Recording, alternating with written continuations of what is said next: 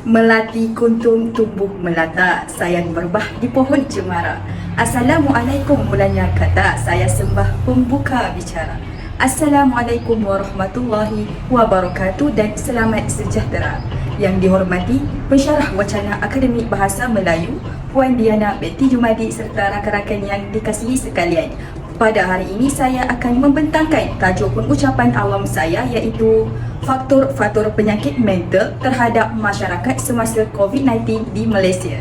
Sebelum saya menelusuri dengan lebih lanjut berkenaan topik ini, marilah kita saksikan video yang disediakan terlebih dahulu. Tahap kesihatan mental di negara ini semakin membimbangkan semenjak pandemik COVID-19 bermula. Penularan pandemik ini telah mengubah corak kehidupan majoriti masyarakat apabila ramai yang terjejas sumber pendapatan dan hilang pekerjaan. Daripada video tersebut, kita dapat lihat tahap kritikal masalah penyakit mental yang terjadi kepada masyarakat semasa pandemik COVID-19 di Malaysia.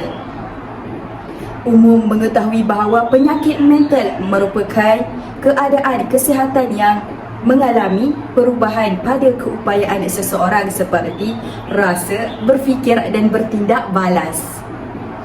Pandemik COVID-19 telah menyaksikan masalah penyakit mental semakin meningkat di seluruh negara termasuk Malaysia. Hal ini dibuktikan melalui laporan daripada Kementerian Kesihatan Malaysia. Mereka menyatakan bahawa daripada Januari sehingga Disember 2020 terdapat 1080 peningkatan kes bunuh diri. Keadaan ini diburukkan lagi apabila Perintah Kawalan Pergerakan telah diumumkan oleh Perdana Menteri Malaysia. Oleh itu, pada hari ini saya ingin membincangkan tentang faktor-faktor penyakit mental terhadap masyarakat semasa COVID-19 di Malaysia. Perubahan persekitaran dilihat sebagai faktor utama yang menyebabkan masalah penyakit mental semakin meruncing di dalam negara Malaysia. Kegelisahan dan kebimbangan terhadap penyakit COVID-19 mampu melemahkan diri masyarakat dan meningkatkan tekanan mental individu dan juga masyarakat. Ketakutan dan kegelisahan ini diburukkan lagi dengan penjarakan sosial dan aktiviti sosioekonomi yang dihadkan oleh kerajaan.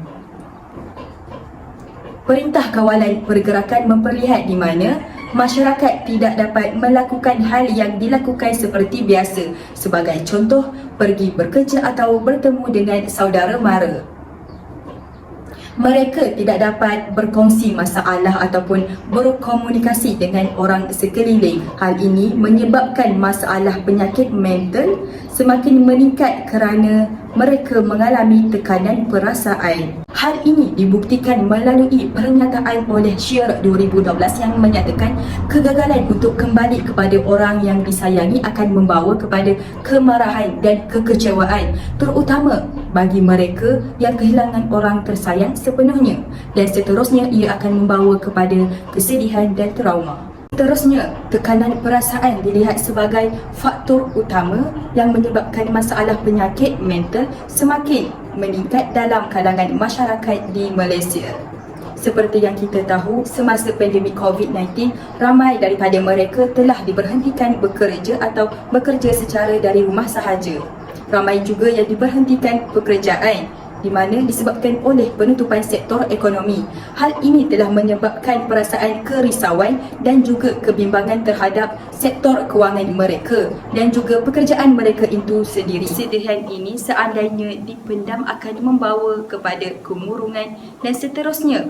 Sekiranya ia dibiarkan, ia akan membawa kepada cenderung untuk membunuh diri. Ini dibuktikan melalui pernyataan oleh Yi et al. 2020 yang menyatakan bahawa kemurungan, gejala somatik, gangguan kecemasan, gangguan tekanan pasca trauma PTSD akan mempengaruhi fikiran untuk membunuh diri.